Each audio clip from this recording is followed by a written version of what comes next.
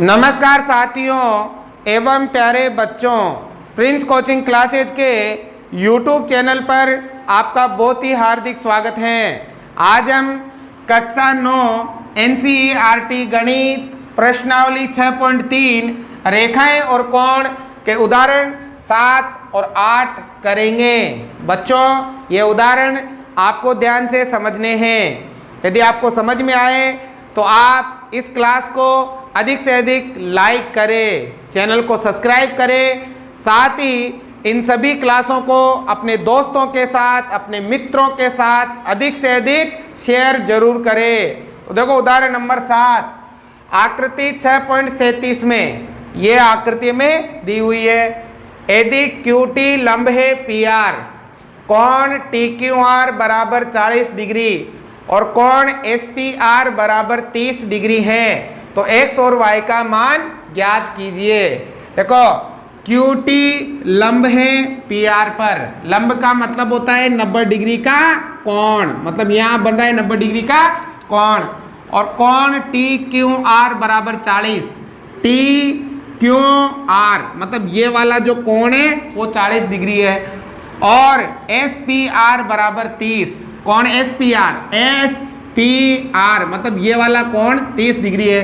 तो x और y का मान हमें करना है ज्ञात। तो देखो कैसे करेंगे। सबसे पहले तो बच्चों जो सवाल में दिया हुआ है वो लिख लेते हैं। बताओ क्या दे रखा है बच्चों। एक तो देखो QT लंब है PR, है ना, और क्या दे रखा है कोण TQR बराबर 40 डिग्री और कोण SPR बराबर 30 डिग्री, ये हमें दे रखा है। अब हमें जो ज्ञात करना है वो भी लिख लेते हैं। हमें करना है ज्ञात, क्या ज्ञात करना है, x और y का मान, x और y का मान ज्ञात करना है। ठीक है, अब बेटा सवाल को करेंगे हल।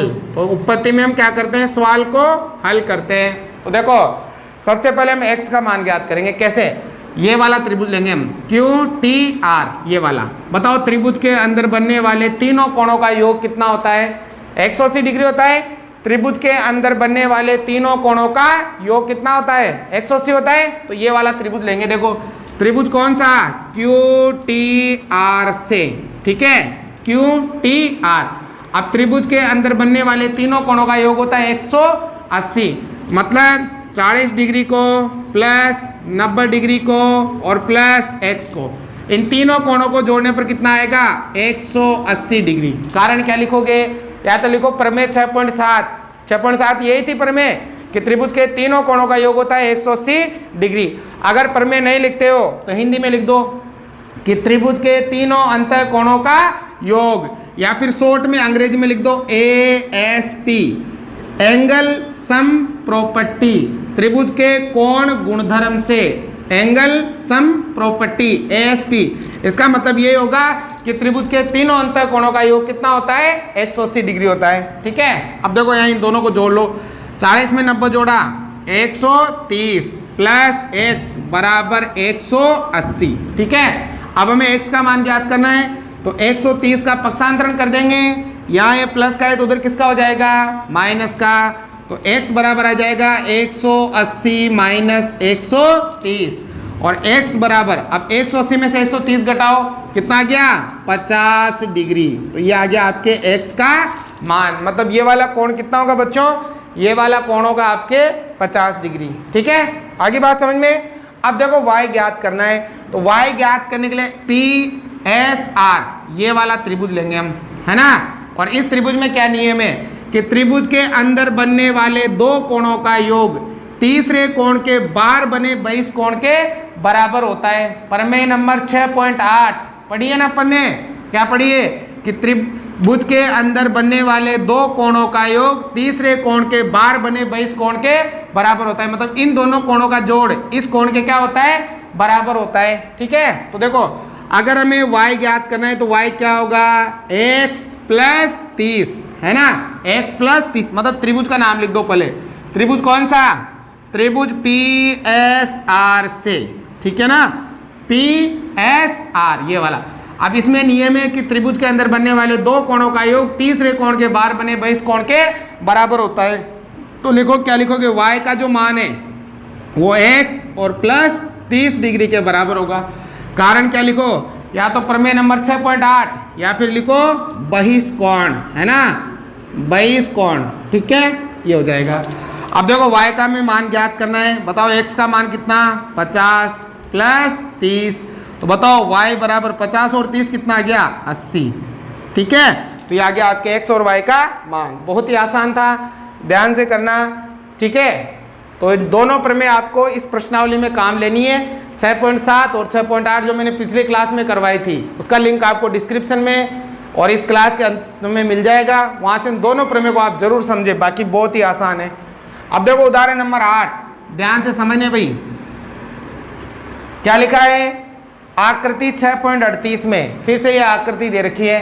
त्रिभुज ABC की भुजा AB और AC को क्रमशः E और D तक बढ़ाया गया है। त्रिभुज ABC की जो भुजा AB है उसको तो E तक बढ़ाया और AC को D तक बढ़ाया। यदि कोण CBE और कोण BCD के समद्विभाजक क्रमशः BO और CO बिंदु O पर मिलते हैं। देखो यहाँ पर ये वाला जो कोण है, क्या नाम है, CBE मतलब ये पूरा कोण, इसका हो रहा है समद्विभाजन। समद्विभाजन मतलब ये दो बराबर भागों में बट रहा है। और समद्विभाजन कौन सी लाइन कर रही है, BO। और ये वाला जो कोण है BCD मतलब ये वाला कोण, इसका समद्विभाजन कर रही है CO। और ये दोनों कहाँ मिलती है, O पर मिलती है। समद्विभाजन का मतलब ये वाला भाग और ये वाला भाग बराबर है। तो सिद्ध कीजिए कि कोण BOC बराबर आना चाहिए 90 डिग्री माइनस 1/2 BOC मतलब इस कोण का मान 90 में से माइनस करें 1/2 BAC मतलब ये वाला कोण, ये हमें करना है सिद्ध। तो देखो कैसे करेंगे, ध्यान से समझना। सबसे पहले तो लिखेंगे सवाल में दिया हुआ। बताओ बेटा क्या दिया हुआ है, पूरा लिखना चाहो तो पूरा लिखो कि त्रिभुज ABC की भुजा AB और AC को E और D तक बढ़ाया गया। यदि कोण CBE और BCD के समद्विभाजक है ना, तो ये भी लिख दो आप, ये लिख दो आप तो डायरेक्ट ही, कोण CBE का समद्विभाजक बताओ कौन है भाई, CBE का समद्विभाजक कौन है, BO। और कोण BCD का समद्विभाजक कौन है, CO। और दोनों कौन से बिंदु पर मिलते हैं, O बिंदु पर मिलते हैं। अब लिखेंगे हमें करना है सिद्ध। बताओ क्या सिद्ध करना है कि कोण BOC का जो मान है वो आएगा 90 डिग्री माइनस 1/2 कोण BAC के बराबर, ये हमें सिद्ध करना है। ठीक है, अब देखो उत्पत्ति में कैसे सिद्ध करेंगे, ध्यान से समझना। आप चाहो तो पूरा लिख सकते हो दिया हुआ में, है ना, या पूरा लिखने की जरूरत नहीं है। पहले तो देखो ये त्रिभुज ABC, त्रिभुज के तीनों अंतर कोणों का योग कितना होता है, 180। तो वही लेंगे, पहले लेंगे त्रिभुज ABC से। ठीक है, अब देखो उसमें त्रिभुज के अंदर बनने वाले तीनों कोणों का योग कितना होता है, 180। मतलब x plus y plus z बराबर 180 डिग्री। ठीक है, कारण क्या है, ASP एंगल सम प्रॉपर्टी, त्रिभुज के कोण कोण गुणधर्म द्वारा, है ना, तो ये होता है इसका मतलब। अब देखो हम यहाँ से x का उधर पक्षांतरण कर देंगे तो यहाँ क्या बचेगा, y प्लस z बराबर हो जाएगा 180 माइनस x।